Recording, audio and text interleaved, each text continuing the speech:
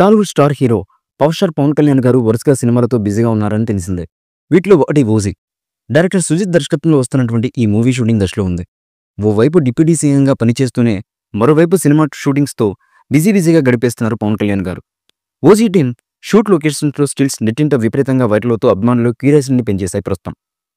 తాజా టాక్ ప్రకారం ప్రస్తుతం థాయిలాండ్లో ఓజీ షూటింగ్ జరుగుతుంది. భారీ నౌకతో పాటు ఎయిర్పోర్ట్ స్టైలిష్ కార్ స్టిల్ నెట్టింట చక్కర్లు కొడుతున్నాయి. సుజిత్ ఓజీలో super stunning stylish visuals plan చేసినట్టు తాజా ఫోటోలు చెప్పకనే చెబుతున్నాయి. దీనికి సంబంధించి మేకర్స్ నుంచి అధికారిక ప్రకటన అయితే రావాల్సి ఉంది. ఇప్పటికే విడుదల చేసినటువంటి ఓజీ యాంగ్రీ చీతా గ్లిమ్స్ సినిమాపై అంచనాలను విపరీతంగా పెంచేస్తుంది. ఈ చిత్రంలో గ్యాంగ్స్టర్ పాత్రలో పవన్ కళ్యాణ్ గారు కనిపించబోతున్న సంగతి తెలిసిందే. అంతేకాకుండా ఈ చిత్రంలో gang leader fame Priyanka Arul Mohan female lead role పోషిస్తుండగా శ్రియారెడ్డి కీలకమైన పాత్రలో నటిస్తుంది. ఈ మూవీకి SS Thaman background score and music అందిస్తున్నారు.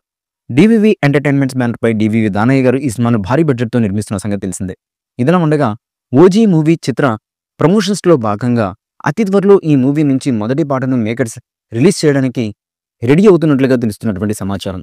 ఈ పాట కని విని ఎరుగుని రీతిలో ఉండడమే కాకుండా పవర్ స్టార్ పవన్ కళ్యాణ్ గారి సినిమాల్లోని ది బెస్ట్ ఇంట్రో సాంగ్గా ఈ పాట ఉండే విధంగా మేకర్స్ డిజైన్ చేసినట్లుగా తెలుస్తున్నటువంటి సమాచారం. ముఖ్యంగా ఈ పాటలో పవర్ స్టార్ పవన్ కళ్యాణ్ గారిని దర్శకుడు సుజిత్ నెక్స్ట్ లెవెల్లో ఎలివేషన్ ఇచ్చినట్లుగా తెలుస్తున్నటువంటి సమాచారం.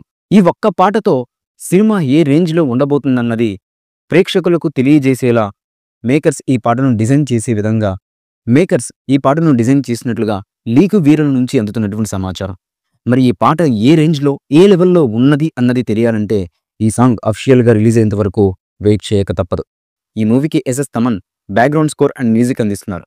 డివివి ఎంటర్టైన్మెంట్స్ బ్యానర్ పై డివివి దానయ్య గారు ఈ సినిమాను భారీ బడ్జెట్తో నిర్మిస్తున్న సంగతి తెలిసిందే.